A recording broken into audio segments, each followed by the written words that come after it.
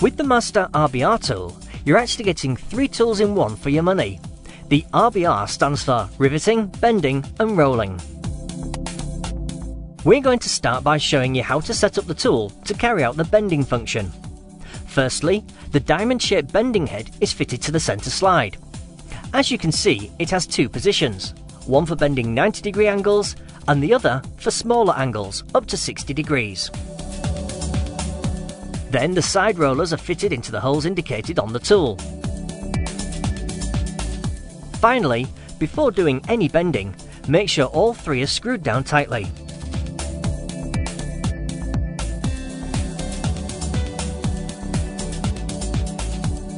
If you're bending lighter gauge metal less than 5mm thick, you drop the sleeves provided over the side rollers to help make sure a tight bend is achieved. Here we are using 20mm by 3mm bar to make a frame. Simply place a bar in the gap between the side rollers and bending head. Then pull the lever to achieve your required bend. If you need to repeat the exact same bend, simply use the adjusting screw to fix that angle and then bend the remaining angles, and there you have it, a frame or component formed in a matter of seconds.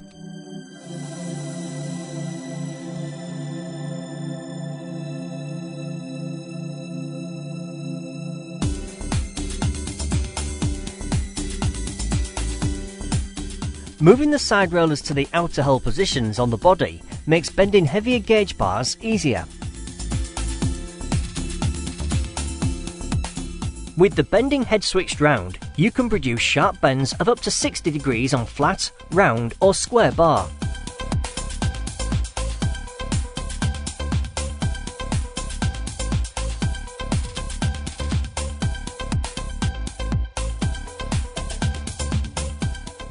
Using the drop-on sleeves as necessary to help ensure a tight bend.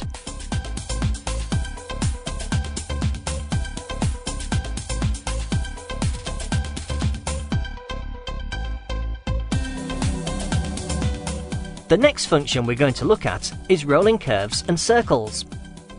To set up the tool, you start by removing the bending head and rivet posts. Then you fix a winding handle into the hole at the end of the centre slide.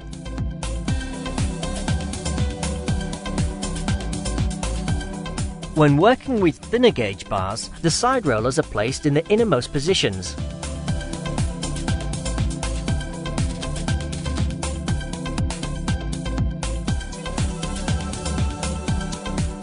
And the sleeves are dropped over them to make rolling easy. Again, as a final check, ensure the side rollers and winding handle are tightened down firmly. Next, feed the end of the bar into the rollers and set the height of the winding handle to the width of the bar by using the appropriate guide ring supplied.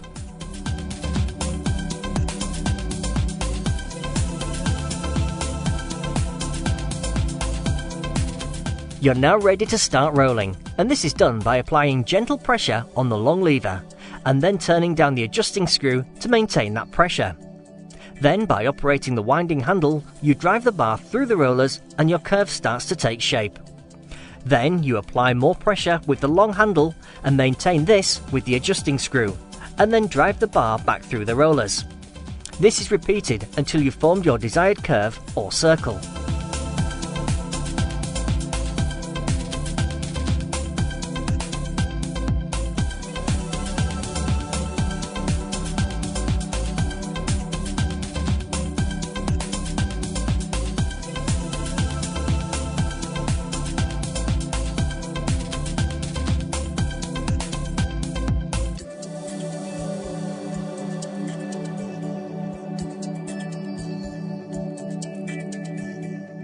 To set up the tool for rolling larger bars, remove the side roller sleeves and simply move the side rollers to the outer hull positions.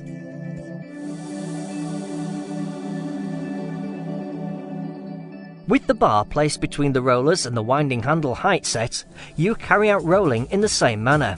You use the long handle to apply initial pressure and then maintain that pressure using the adjusting screw. Then you drive the bar through the rollers, first one way and then the other.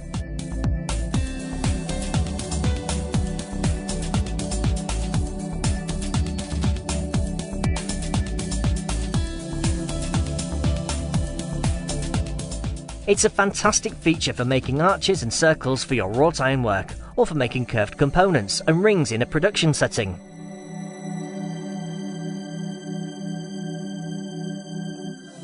Something to bear in mind is that if you happen to make a mess of a curve, you can always roll out the material back into your flat bar and try again.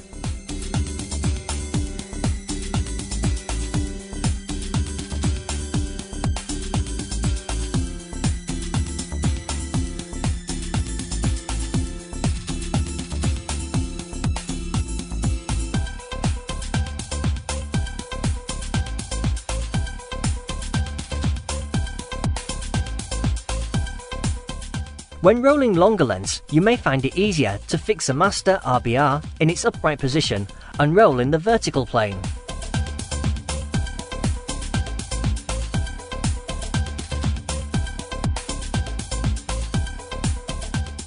To roll identical curves, you can use the adjusting screw to set the required curvature for subsequent curves.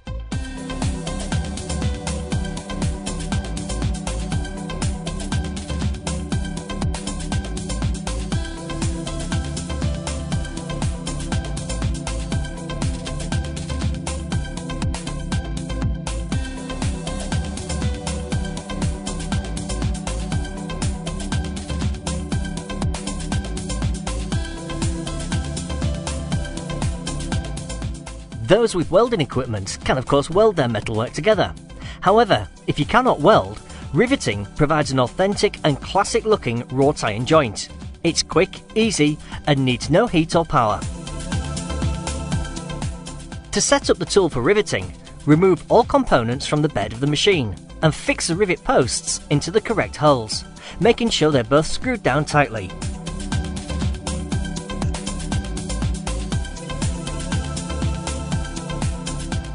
Now take the metalwork you want to join together with the pre-punched holes in it and pop a mild steel cold rivet into the hole.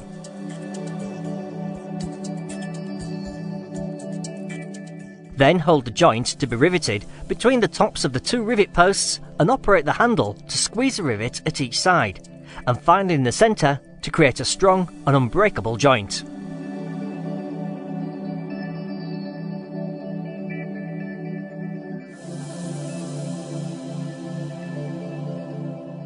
Decorative shapes and panels can be steadily built up by riveting each joint in turn, using this 3-squeeze riveting method.